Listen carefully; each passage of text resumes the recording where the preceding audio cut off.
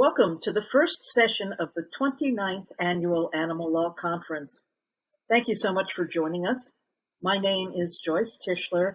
I'm a professor of practice at the Center for Animal Law Studies at Lewis and Clark Law School.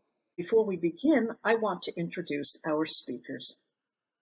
Mark Beckhoff is a professor emeritus of ecology and evolutionary biology at the University of Colorado.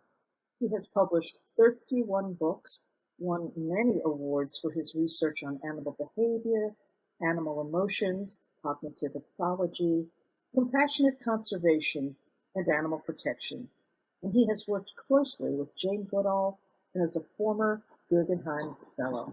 Dr. Mary Lee Jensfold is the primate communication scientist and associate director at Fauna Foundation in Carignan, Quebec. She is former director of the Chimpanzee and Human Communication Institute and is a senior lecturer in the Primate Behavior and Ecology Program and Anthropology Department at Central Washington University. She has 35 years' experience working in chimpanzee sanctuaries, in care, management, and design. Dr. Lori Marino is a neuroscientist and expert in animal behavior and intelligence who is on the faculty of Emory University for 20 years. She is currently president of the Whale Sanctuary Project, whose mission is to create the first seaside sanctuaries for orcas, known as killer whales also, and beluga whales. She is also founder and executive director of the Kimela Center for Animal Advocacy, a science-based nonprofit organization focused on bringing academic scholarship to animal protection efforts. Dr. Kaylynn Smith is a research fellow with the NHMRC Partnership Center for Health System Sustainability in Sydney, Australia. Dr. Smith began her career as an animal behaviorist working on communication and social behavior in birds and mammals such as chickens and elephants. Her research has been featured in over 100 media stories, 3 museum exhibits, and 3 documentaries and films. I want to thank all of our speakers for joining us today, and now we will begin our discussion. One of the exciting things that has happened in the past few decades is that scientists have published studies on non-human animal cognition, emotions, and social lives. The research they've done challenges the prevailing assumptions that other animals are unfeeling, unthinking, and simply react according to their instincts. These distinguished panelists are responsible for some of this groundbreaking research. And I want to start by asking each of you to give us your elevator speech for what you've learned about the cognitive capacities, emotions, and social interactions of one species you've studied. Lori, would you start? Sure, I'd be happy to. And thank you, everyone, for inviting me to be part of this wonderful panel. I've studied intelligence, cognition, and the brains of other animals for 30 years now. And the animals I've studied range from dolphins and whales to elephants to chimpanzees to farmed animals. And one of the most important lessons I've learned over this period of time is that despite obvious differences across species, there seems to be a basic psychology of mind that is shared by all animals, including humans, and from a broad range of species, even non-mammals and even invertebrates.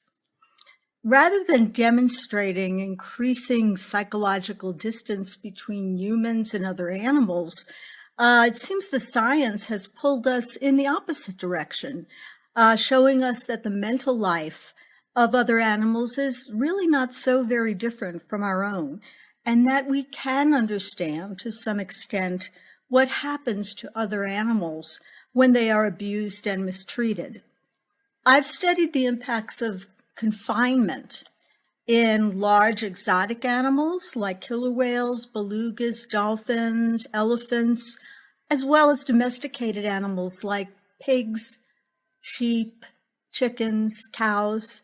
And really what has struck me is the commonalities across this range of species in terms of how their well-being, mentally and physically, is impacted by captivity and the loss of what they need to thrive in their environments.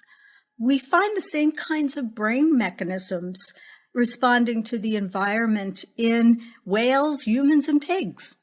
And we find the same kinds of behavioral issues arise when these animals are not allowed to live according to their evolutionary needs. So whether it is a concrete tank or a gestation crate, the results are pretty much the same. So let me give you an example. When animals and humans are chronically stressed by being placed in an impoverished environment, they exhibit a similar pattern of behavior called a stereotypy. These are repetitive behaviors that can be very extreme and result in harm. So when dolphins and whales are confined to tanks over time, they show very highly repetitive swimming patterns, which are very similar to the kinds of things you see elephants doing in zoos when they're swaying back and forth. In confinement in labs, for instance, chimpanzees rock back and forth in a similar manner, and we see this in emotionally disturbed human beings as well. Farmed animals, too, exhibit these same kinds of repetitive abnormal behaviors. And the reason this is the same across so many species is because the brain mechanisms that are damaged by being in a confined, impoverished environment are shared. In conclusion, what can I say? What we see is dolphins and whales carry their dead infants in extended periods of grief. We see pigs, sheep, and cows become sad or anxious when they're around others who are sad and anxious. And this is a simple form of empathy. And chickens get emotionally upset when their chicks are distressed. All of these dimensions of psychology sound familiar because they are, and they are all founded on sound science. Thank you. Thank you, Lori. That was fascinating. Mary Lee, can you tell us some of what you found? Hi, I also would like to thank you for inviting me to be part of this panel. It's a fun group with lots to say. And the work that I've done is with chimpanzees. So I've spent 35 years working with chimpanzees that were, four of them were raised like human children in a cross-fostering experiment where one species is raised as another. This work was done in the 1970s and early 80s. And these young chimps were raised as children, as I said, immersed in sign language and acquired those signs of American Sign Language. So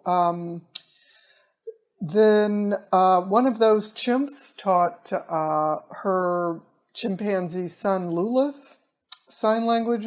So he was just around chimpanzees that were using sign language, and he began to sign within 1 week. What we know now is that what Lula's did is nothing unusual. Chimpanzees in the wild live in communities, and these communities have gestural systems of communication that are unique from one community to the next. They have rich cultural lives. The chimps use their signs to communicate with humans seamlessly. They communicate with their caregivers all of the time. These conversations to me are very reminiscent of the ones that I might have with my young niece when she's hanging out with me, where it's a stream of what we're going to do, what kind of activities, what are we going to have to eat, and also how they feel. So the chimps can tell me if they feel happy or if they feel sad, if they're hurting someplace, what they would like to eat, if they're hungry, if they're thirsty.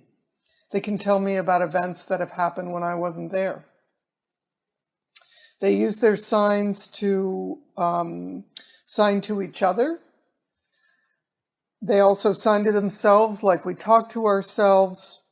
And this phenomena is very stuck on them. So there are chimpanzees that have learned sign, and they continue to sign decades later, even when there's no humans around them. Some chimps learned sign language and then went into a biomedical lab, and decades later were still signing even though none of the workers in the lab knew sign language.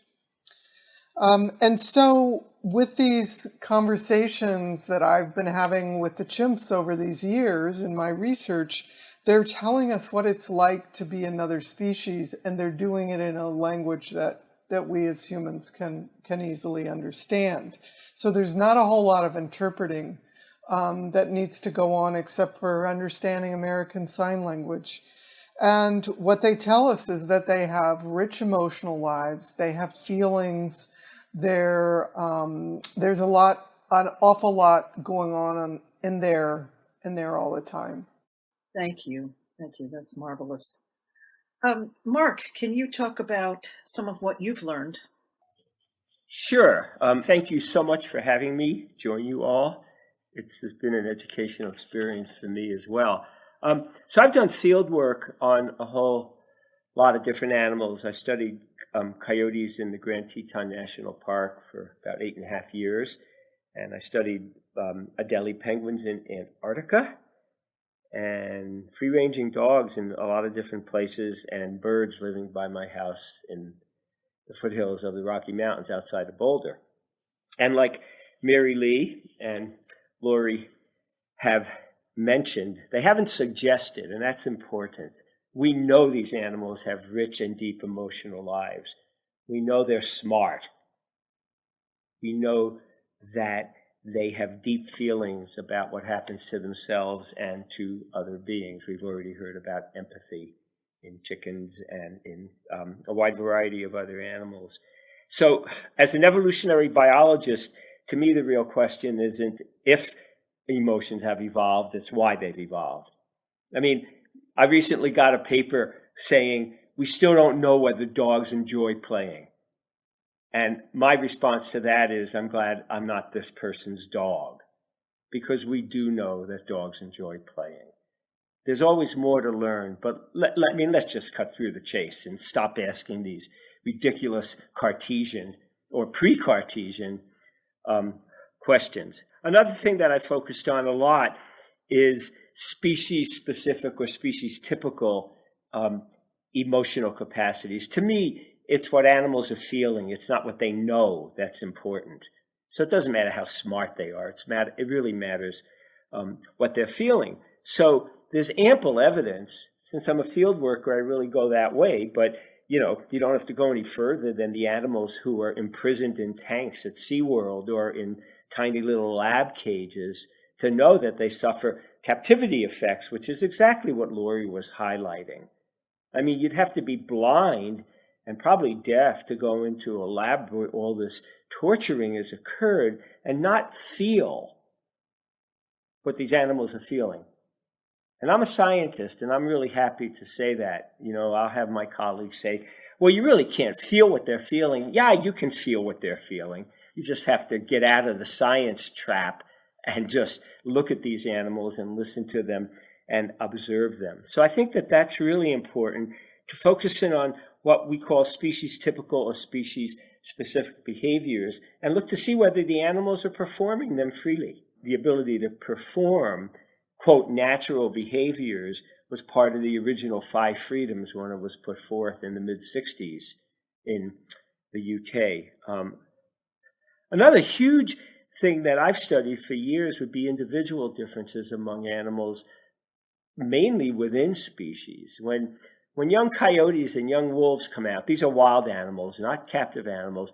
When they pop out of the den at around 3 weeks of age, there's bold animals, there's timid animals, there's shy animals, and frankly, there's some individuals who I hope I never have to see again because they're just obnoxious, and you just know that they're going to go on and have difficult lives with other group members. And in fact, we've studied this longitudinally in the field for over 5 years with identified individuals.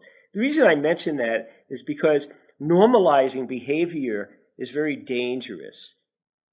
There's individual differences. I always tell people just look at dogs and cats and maybe the companion animals with whom you're familiar. So it's a focus on individual differences, and rather than saying elephants do this, chimpanzees do this, dolphins do this, dogs do this, well, they might, but let's look at the individual differences. And the other thing that I really focus on is that it's not really anti-scientific to say the things that I'm saying. We have known for decades, at a minimum, what these animals feel and what they think. And with some of the people with whom I work, wildlife managers, which really are human control freaks, they always say, show us the data. And we show them the data, and they say, show us the data. And my conclusion after decades of doing this is they wouldn't know data if the data hit them on the head. And I really mean that. So there's plenty of data. We've known about these, say, cognitive and emotional capacities for decades. And one of the things I come back to, and I believe Joyce has worked on this issue repeatedly, is that the United States Animal Welfare Acts redefined the word animals to exclude mice, rats, and other non-human animal beings. If that's not one of the dumbest moves ever made, that is either explicitly or implicitly accepted by my colleagues, then I don't know what is. My summary statement is we've known enough for decades to grant animals much more protection under the law. And I think we need to get this information to the judges and to the lawyers who are working on this. I mean, I know there's tons of lawyers, but when I've talked to some of the judges, because I do know some, they're actually incredulous to hear some of the things that I've said and Mary Lee has said and that Kaylynn is going to say. They just don't know this. And so we need to translate it into legalese in nice ways so that they're aware that when they go home and they rub their companion dog, they could be rubbing an elephant or a chimpanzee. Thank you. Or a chicken, which brings us to Kaylynn. Yes. Well, thank you, Joyce. I'm delighted to be here amongst such distinguished colleagues, and I'm going to talk about one of my favorite subjects today, which is chickens. People often think about chickens, if they think about it all, they think regular or extra crispy. You know, they think about a thing they take home in a bucket with fries, as opposed to an animal out in the wild. And they don't think about the type of animal that chickens are. Now, our domestic chickens all descended from red and green jungle fowl in the forests of Southeast Asia. So we've got a very complex environment with forest canopy and open areas, and we've got water. They're omnivores. Most people don't realize that. So they eat lizards and insects and fruit, and different things will be available at different times. Typically have an alpha, male and female, and then subordinates up to about 19 in about a hectare. So it's about 10,000 square meters with just 19 individuals. And they're preyed on by a lot of things. So fast-moving predators from above, as well as ground predators. And they also signal about food. So this has led to a very complex, very rich life.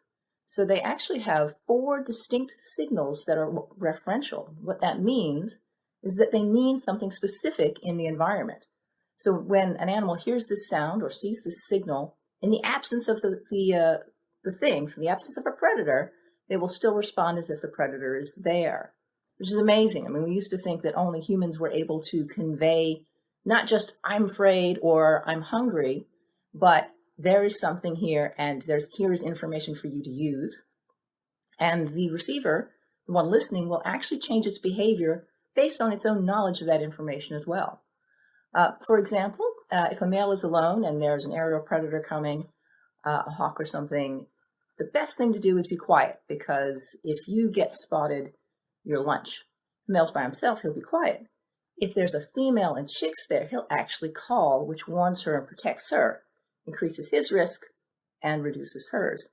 Now, if a male is undercover, there's a female and there's another male present who is out in the open, particularly if he's a subordinate, that alpha male will be more likely to call. So he's actually adjusting his behavior based on his own risk and putting others at risk as well. Food calling is another fascinating behavior that they have. So a male will find a piece of food, he'll pick it up and drop it and make this series of vocalizations. The female will come over and take it. The reason he does that is that females prefer to mate with males that provide more food. I mean, if you think about that, they don't actually mate right then. So she remembers which males provide more food more often and will make that choice later on. Not only that, so it's not just if he feeds her, she monitors his feeding behavior for all chickens, for all the females in the flock, and that actually increases his reputation. So we've got eavesdropping, we've got individual identification, and we've got reputation building. And the most interesting thing is a subordinate, when he finds food and does this display and calls, the alpha will come over, take the food, feed the female, and then beat him up. So what they do is they change their signaling based on the audience. If there's just a female there, they'll do that visual and vocal display. If there's an alpha male there, they will just do the visual display so they can feed the female. They also behave deceptively. So sometimes they'll signal without food and the female will come over. If they do that too often, no, she's done. She'll stop coming. Or if she knows that there's food there, if she's already found food, she will ignore the signal. So it's like Mark saying, hey, Kaylynn, there's cake here. And if I'm like, yeah, I got cake, I won't respond to it. I might, I won't go over to the cake. Chickens are the same. If they know something already, that information isn't useful, they ignore it. In addition to their signaling, they have quite a few other cognitive abilities. And I know it's not what necessarily we should focus on, but I think people don't realize that chickens can actually do transitive inference. So if A is better than B and B is better than C and C is better than D, if you give chickens A and D, this one's best, even without seeing it beforehand, they'll know that one is the one I should go for. And why would you evolve that? It's like, if these two are fighting, if I know the dominance hierarchy of other males or other females, and I see one that is higher than me, beating or being beaten by somebody else, I wouldn't challenge that male. I wouldn't actually try and upend the dominance hierarchy, because I can actually infer that that one would be able to beat me. Chickens can count up to 6 very easily. So 6-week-old chickens, you can train them to count. You can give them, number 5 is where the food is.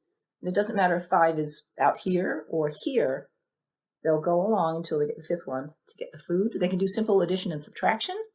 They have object permanence, which even children means if you have an object and you hide it, they still know it's there. They'll still go look for it. Children under the age of 18 months don't do that. As was previously mentioned, they have empathy. If a female's chicks are threatened, the female has a stronger response than if she's threatened. They also have cognitive bias, which to me is fascinating. If an individual is already anxious, a neutral stimuli, they'll behave as if it's a threat. If they're in a positive state, they'll behave as if it's positive.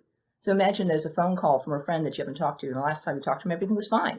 If you have a positive mental attitude, you'll think, oh, this is going to be a great conversation. If it's negative, you'll think, oh, what's wrong? What's going on with them? They do have anxiety, and they show depressive states. And the really interesting thing is they're actually used as a model for depression in humans, because we can give them the same drugs and that will actually relieve their anxiety. So they are so close that they're used in that way in experiments. We know they feel pain.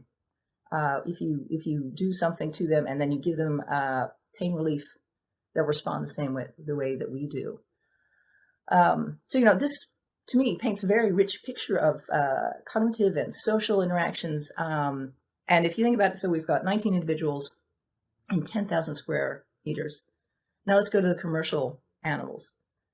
20 to 50,000 within about 1,200 square meters, so all packed in together, where they'd live till maybe 10 if they're really lucky, but 5. Broiler breeders are actually, they're bred for fast growth. They hit maximum weight between 6 and 9 weeks. They could be up to 10 pounds, whereas the wild jungle fowl really doesn't get more than 2 or 3. And this obesity means that they have to have food taken away for up to 10 hours a day. They can break their legs or have other foot problems. They have the same problems that we do. Layer hens, they in the wild, they might lay up to 80 eggs in a year. In these factory farms, it's 300 eggs a year. And at 18 months, when they go off lay, they're actually killed as opposed to being able to live out their lives. It's really, when you think about having such a complex social life, that we keep them in these, confined spaces, which causes other problems. They have feather pecking and cannibalism, and they have to cut off the end of their beaks in order to prevent them from doing this. It really goes to show that we don't actually think about chickens really as individuals. They're a commodity for us to go out and buy without ever thinking about it as an actual animal. Thank you, each of you. This has been absolutely fascinating. What I notice about what each of you have said is that what you've discovered is very different from what most human beings believe about animals. Mark pointed this out very clearly. The question I have is why do you think people, including people in science, in the scientific community who you would expect to understand all of this, why do people hang on to these outdated Cartesian ideas? And I open that to any of the panelists to throw out an answer. It makes it very convenient for us to use them. There's a deeper issue that I would say has to do with our inability to accept our kinship with other animals, but at a certain level, it's just easier to do the things we do to them if we don't think of them as thinking, feeling beings. It certainly is convenient. I'm sure that, when you think about what Kaylynn was talking about with chickens and other critters that we're going to be talking about today, it threatens what we do on a personal and daily level. And also, I would take it, though, to kind of a different place. I've worked with chimpanzees that have been used in biomedical research, and monkeys as well. And this is a huge industry that's, it's the medical complex, the pharmaceutical industry. This is, there's a lot of power and a lot of money behind that. So, what we've found is that even incremental kinds of changes, just to increase cage size just a little bit, was fought tooth and nail, because it would cost money. So I think that is a big part of it is money. I mean, think about it. If you close factory farms, you're going to put a huge industry out of business. And I think we can find this example all over the place. Yeah, the two words that you've all used, convenient and easy. My first word was convenient once again. I think that it just allows a lot of people to continue to do sort of paradigm science without thinking about what we call ecological relevance. I mean, they ask questions that may be interesting to someone, but they really have very little practical application at all. And they just keep doing the same old. And the conditions under which they study these animals frequently, very frequently, at least the animals who I know well, don't even allow the animals to express the behaviors that need to be expressed in order to draw the not so astounding conclusion that they're smart and emotional. I mean, it's true of studies of dogs, because a lot of the studies that are done in laboratories of dogs, they're very well done. The data are really solid, but they have almost nothing to do with what free-ranging dogs or feral dogs do when they're allowed to be the animals who they are. And I know that you could make that same statement about dolphins and chimpanzees and chickens, as Kaylynn was just saying. And the other thing is that when you do this kind of paradigm science, you kind of get into, I suppose you can call it the old boys club, but I just think it's the old, and I don't mean old in terms of necessarily age, but the club that's so accustomed to humane washing. It's just so easy to say, we're doing this because someone else did it, and they did it, and their mentor did it. And the standard line, because I mean, I've been in these kinds of departments, is we're doing the best we can. And therefore, if we're doing the best we can, and the benefits to the humans outweigh the costs to the animals, then it's all okay, and that's humane washing. The non-humans, who are parts of the vast majority of these studies, don't benefit one bit from what we learn. And I think people don't know that. Yeah, I think tradition is, appeals to tradition is very powerful.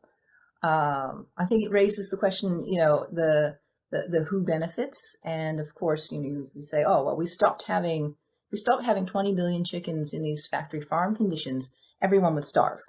And so, of course, we are far more important than any individual chicken. So that justifies that we have to do things this way. And the response to that is, well, if we're really that smart, then we should be able to figure out how to feed people without creating this incredible suffering and without requiring us to have antibiotics, which is, it's against our own benefit because we're getting antibiotic resistance. We are creating these problems that then we have to deal with, and it creates this sort of snowball effect. And it is very hard to say to someone, well, hang on.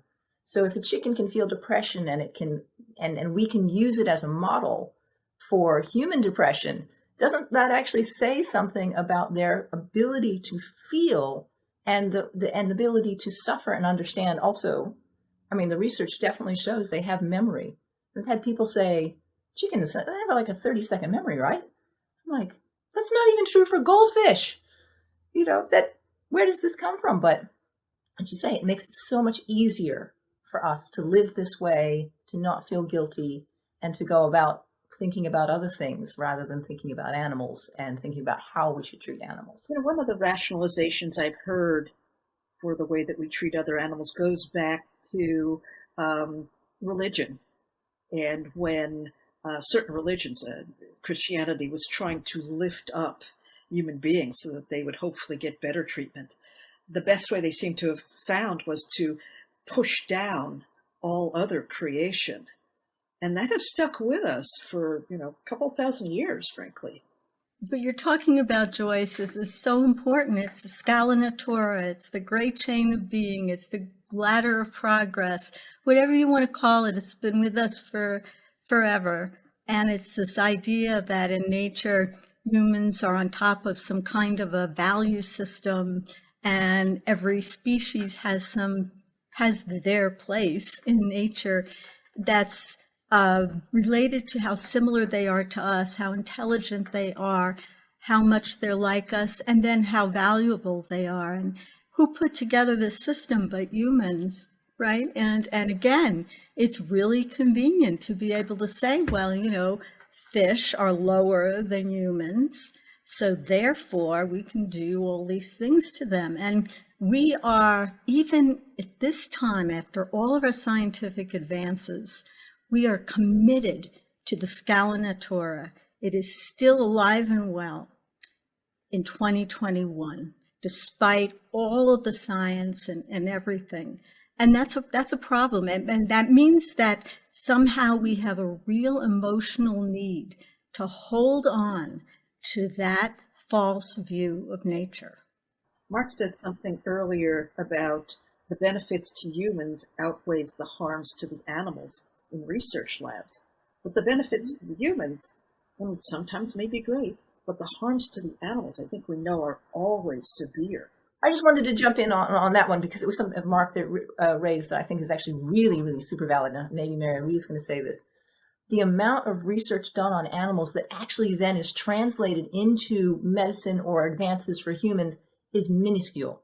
I mean, it just doesn't happen. There's this massive gap between discoveries in animals and then what we apply to humans. I was just going to go back to what Lori said, because Lori talked about the scale of nature, and I just wanted to elaborate on that, because there's this misconception that the scale of nature is this vertical scale. I've had, and I'm sure all of us on this panel have had people say, well, do you think that we humans evolved from chimpanzees or monkeys?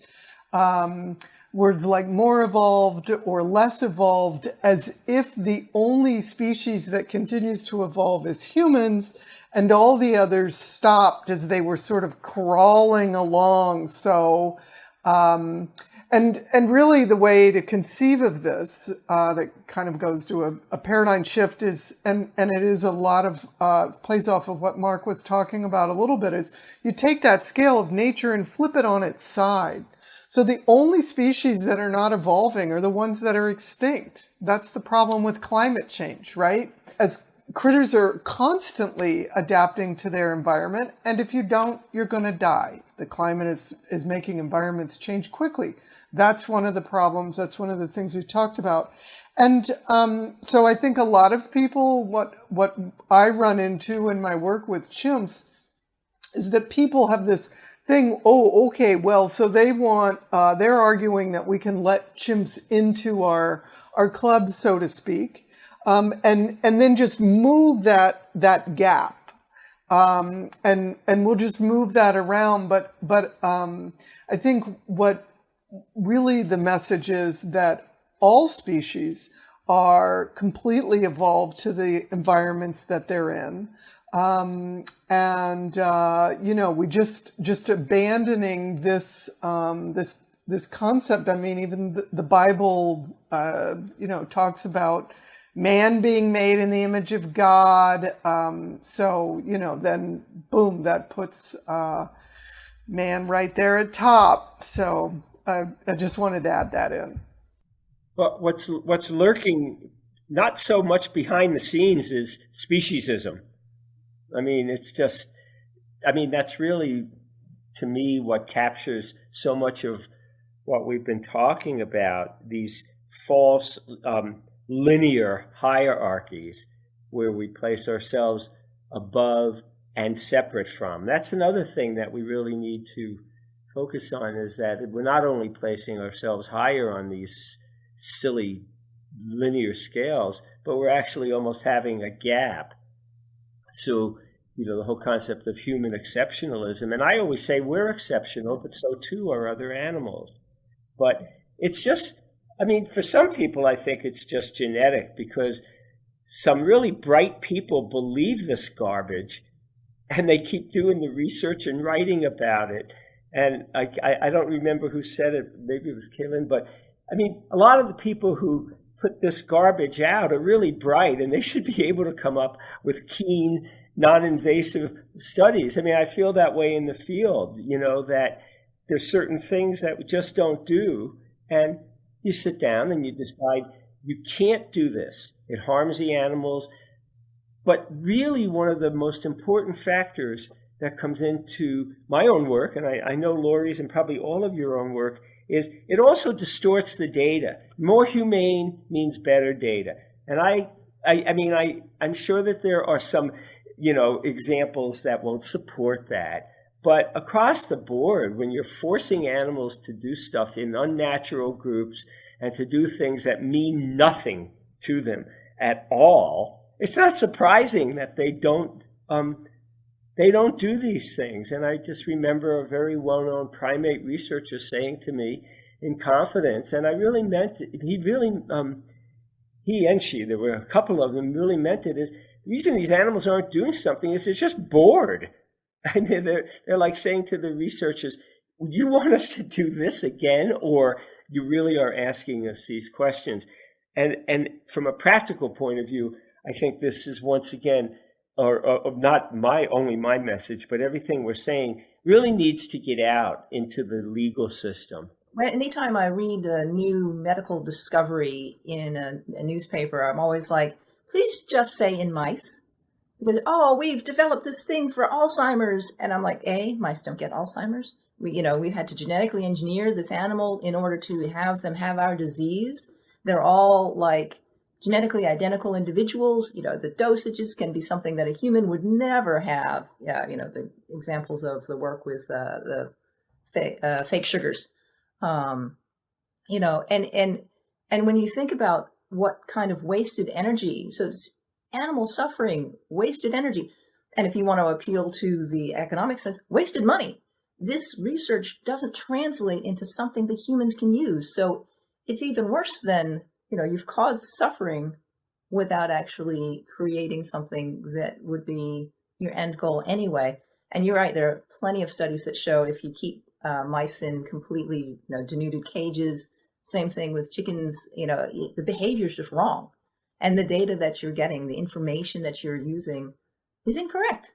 So by ignoring that the animals have welfare needs, have feelings, you might as well not do the work. And I think just to add to that, one of the risks one takes when advancing a welfare argument, and its welfare is extremely important, is that if there are cases where, for instance, experimentation on non-human beings does result in, some kind of breakthrough or treatment for humans, then you've lost that argument. And so what I think is really important is to go further than that to a rights-based argument, because it doesn't really matter if, you can fill in the disease with experimentation on monkeys or rats. It's not right. And it violates those animals' rights. And I think that that's something that is very important, because if you ask anybody, they'll say, well, of course, I'm going to take the life of my grandma over a rat. And I don't blame them. It's just that knowing that that's how the human mind works, there have to be protections in place so that we don't go there, because we will go there. That's just human nature. Keep taking us back, but it was kind of what Mark was talking about, and the it's most of the papers that I read are ones that maintain this discontinuity in the world of chimp research, particularly those that are doing research with captive apes. They say, oh, look, we did this test and we compared a chimpanzee living inside of a cage, I put that in parentheses, to a human child sitting on mom's lap. And it's just, for me, it's shocking that this continues to keep being pumped out. The sign language research is over 50 years old, and it continues to be just as controversial. And it's because this stuff rattles the foundation of what we were talking about with this Cartesian dichotomy and our religious principles in this country. And so, it's not very many people that will stick their neck out. So I think in terms of our audience, if you go and you do, some sort of a lit review on something, you may find a lot of papers that say that non-human animals are really stupid and they don't do it. And that's because they're also getting money that funds their research from this same complex. That really makes so much sense, that human beings are basically narcissistic creatures. We're serving our own needs at the expense of all other creation, frankly. Kaylynn? Last night I was thinking about, because there was the Great Apes Act that came out that went before Congress in 2011, 2012. that, died, never got anywhere near becoming a bill. And I thought, I'm going to go to the U.S. Congress website and I'm going to click on all time and I'm going to click on, policies about animals and see what has become a bill. And since 1974, there was one, and it had nothing to do. It was changing the definition of who is an exhibitor. And I was like, I'm doing this wrong. I must be doing this wrong. Now I did it really quickly and I'm but I thought that's just stunning that nothing has, perhaps I haven't looked state level or local levels, but it was just stunning to me that there was nothing through my filter that I could find that was about, that became a bill relating to animals. So I've been really thinking about how to get this message across to the people who make these decisions about, personhood and legal rights. And I think one is that explaining to them what animal rights really means, as Lori was saying, and that it's not a radical view. I mean, an animal rights view is really consistent with the data that we have. I mean, I tend not to use the phrase, and I like the phrase animal protection, for example, just because animal rights alienates people. They think you're some radical card-carrying nutball or something like that. But I think that as we're learning more and more, and I think what we have covered today, is that it's not a radical view. The animal rights view is really consistent with data that we've had, once again, for decades.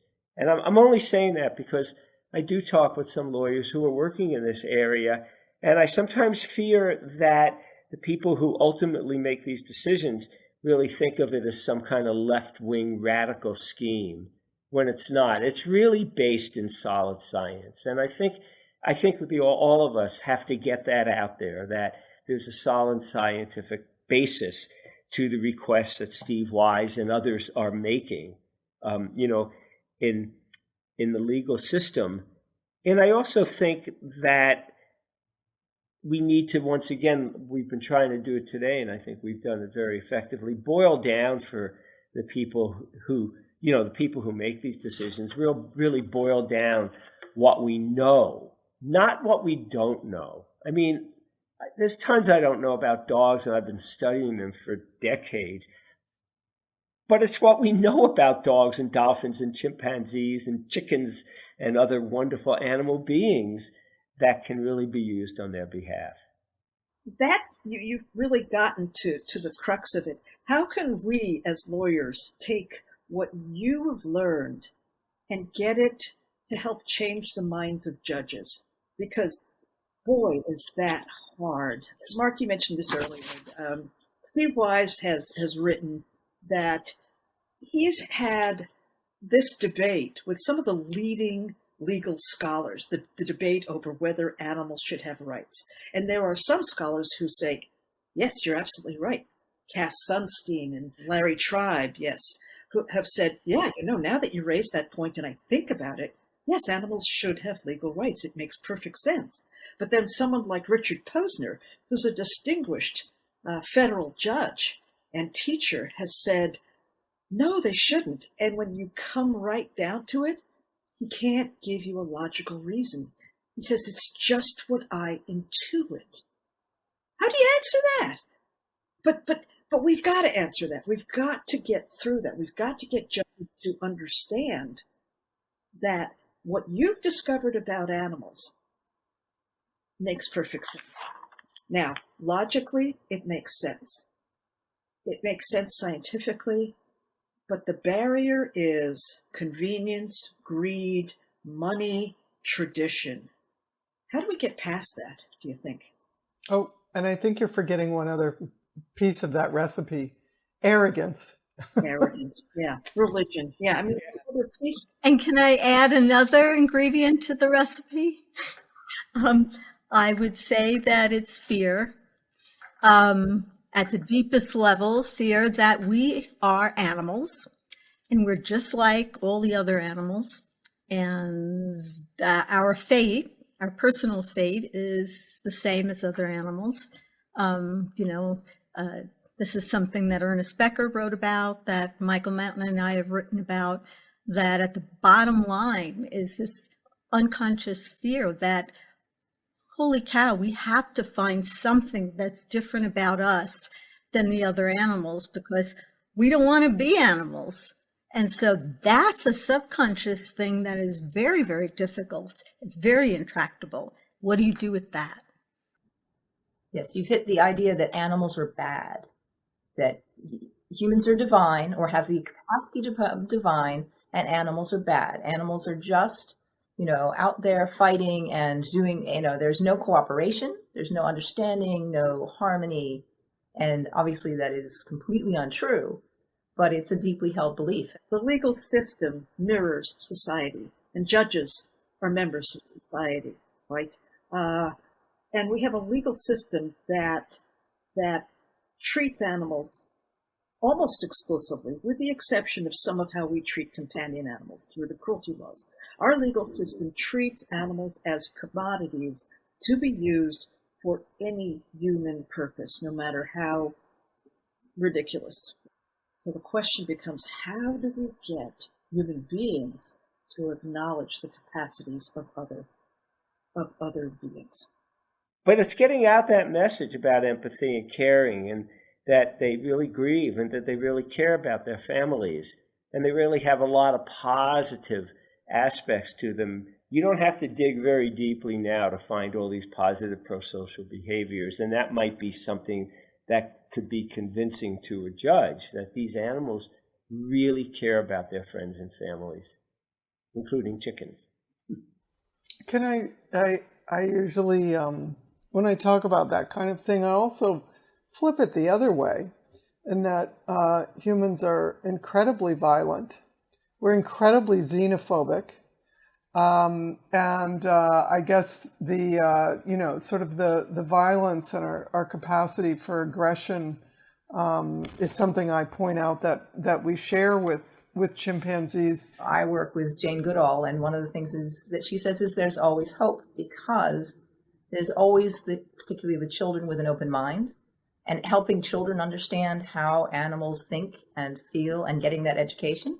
Joyce said it, legal system mirrors society. So in part, we have to shift the dial on society to be more understanding of what animals are and can do and how they fit in the world and how important they are to us, so that, coming back to the whole us, we don't go extinct if like the bees all die out. So it is something that we are capable of, that kind of change. And, we as scientists all have to hold on to that and try and keep educating people and pushing them that way to make the society that we need. This is a legal conference, and we are asking ourselves, how can the work that you do, which is so groundbreaking, which is so important to us, how can we utilize that in ways that will make sense? I think that's so critically important, and that part of this onus is on the scientific community to engage with the animal law community. And, I just to put it in a little plug for Lewis and Clark, Kathy Hessler and I have a CLE course coming out in which we talk about the interplay between science and animal law. And that's just the beginning. And it's about how these two areas can work together to be more powerful. How can we empower the animal law community through the science? And so I think we just have to get in there and make these kinds of opportunities available. I think one of the issues is that a lot of, if I imagine animal lawyers might have some more background in biology, but I know a lot of the lawyers I know have humanities background. They don't know how science works. They would never, reading an actual peer-reviewed journal article is not where they get the information. It's from popular press, which often makes it easier to understand, wants to sensationalize the findings. And so the ability to take in a more factual but easy to understand and translating that into something that can be read by anyone without the sensation, without having to draw that hugely long bow that often journalists really want. They want it to be groundbreaking, something phenomenal, or else they don't want to talk about it. As scientists, you're supposed to be publishing in peer-reviewed journals. Well, there's copyright laws. I mean, there is more stuff that's being published in free online journals. But then I'm also realizing, as I listen to this conversation, no lawyer is going to slog through one of my papers. Students hardly will. And so it's got to be, cooked a little so that it's in ways where it's accessible to the public. Often in animal advocacy, science is vilified. Science is not the enemy. Science is your friend. And by that, I mean that when you are up against, as a lawyer or an advocate, somebody who's making a claim that doesn't have a lot of support, if you can wield a few peer-reviewed scientific papers, that's a pretty powerful cudgel. I hear you coming up with really marvelous ideas for how the legal community and the scientific pro-animal community can work more closely together. And I think you're absolutely right. That needs to happen. We need to be able to translate what you do so that we can talk to judges. And for most of us, we need a glossary to understand 3/4 of what you say. I've been in conferences with scientists, and we've actually created glossaries so that the scientists understand what the lawyers are saying, and the lawyers understand what the scientists are saying. And really, we have so much to learn from you, so that we can, help you translate it to the public, because the public needs to be reading what you folks have written about. Otherwise, they will never come to an understanding of how incredibly intelligent other beings are. People ask, what do you think about dolphins in captivity? It doesn't matter what I think at all. It matters what the data say, and the data say these animals are not thriving in these tanks. And you could say this, whatever it is you want to talk about, cows or chickens or elephants or whatever. So, to get people to not get away with saying, well, your argument is just based upon opinion. No, it's not. There's actual science. Science is my friend, and here it is. Deal with it. Thank you. Thank you. Let's end on that note. I want to thank each of you for joining us. This has been a marvelous panel. I'm so pleased that we've had this discussion. Thank you all. Thank you for being with us.